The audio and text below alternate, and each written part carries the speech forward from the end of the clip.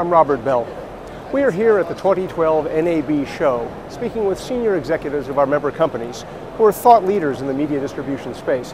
And here's what they have to say about the enormous changes taking place in media distribution today.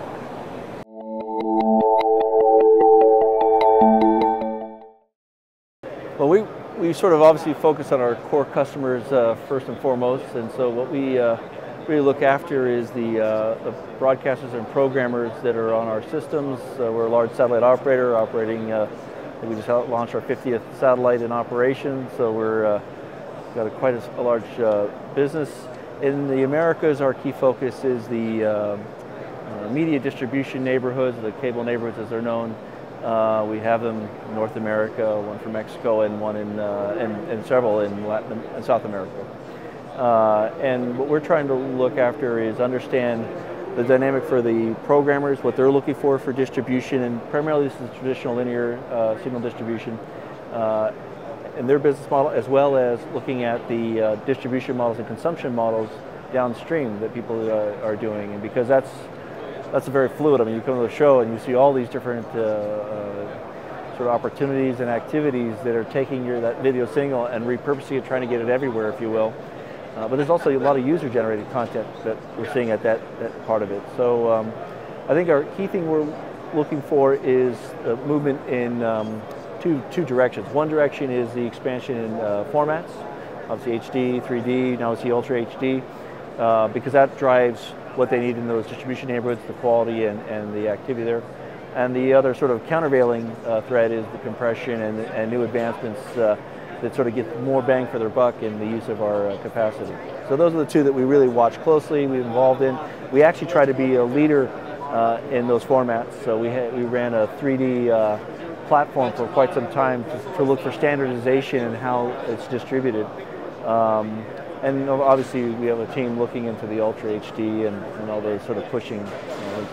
Our interest, of course, is as they need more bandwidth, we're prepared for it and ready for it. On the other side, they're not exactly direct clients, but the recipients from those neighborhoods on the cable side, watching what they're doing with their networks as they consolidate. A lot of them are going to a super head end, obviously, and reducing the number of head ends. So we have to watch that very closely, making sure that we're still relevant to their architecture. And then I think that's sort of the core part of the business, I would say.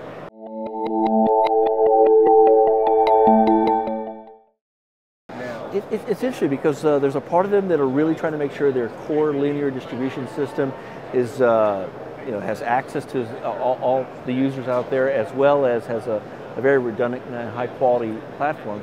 But then they're also obviously exploring new distribution models and new opportunities and repurposing the signal. So we've tried different IP initiatives. We had for several years an IP distribution platform for the telcos that we tried.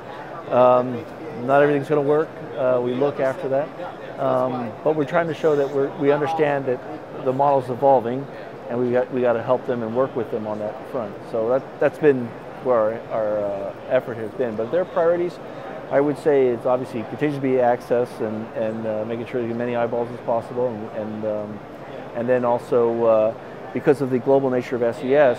Many of the programmers that are in one region want access to other parts of the region, and that's something we're trying to help facilitate. And we have platforms that we are working on to do so. So, for instance, in Europe, our colleagues are working on an HD Plus platform that's working with the market there in Germany for the analog to digital conversion, because that's something the programmers wanted and needed, and it's been successful. So that's an example of us sort of migrating with the programming community.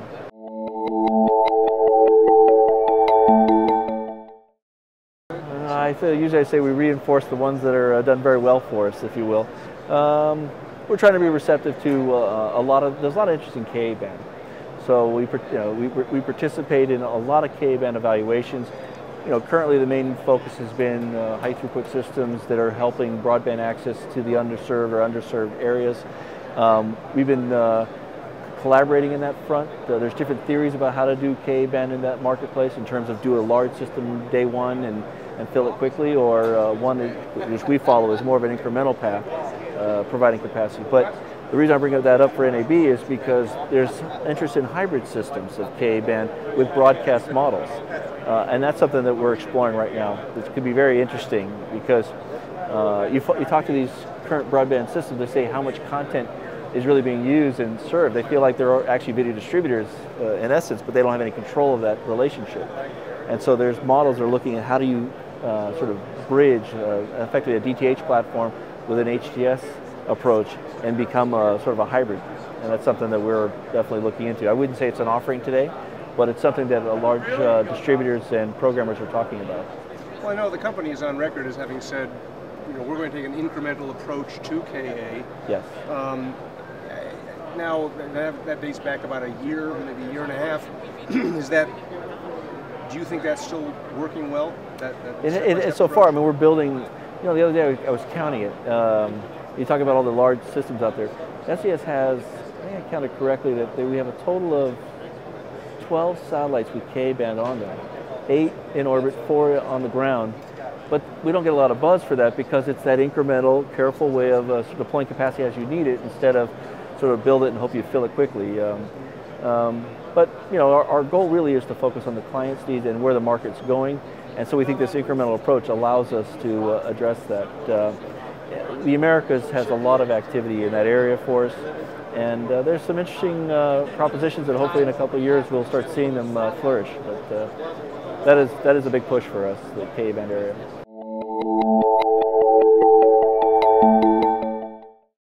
So I have this theory about consolidation and fragmentation, right?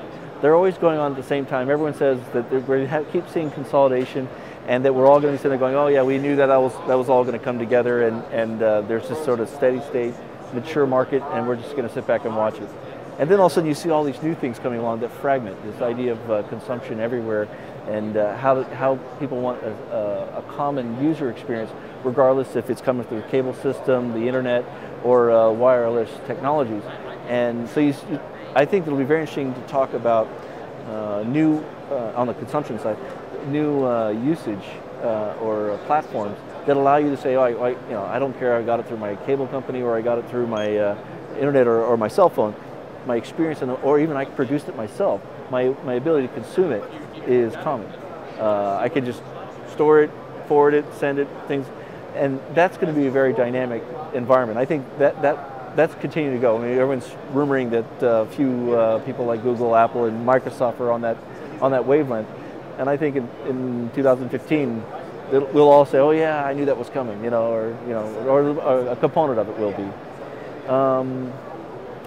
On the satellite side of it, I think you're going to see continued Ka-band expansion. A lot of things that will hopefully be deploying at that point, especially in Latin America. We see a lot of that coming.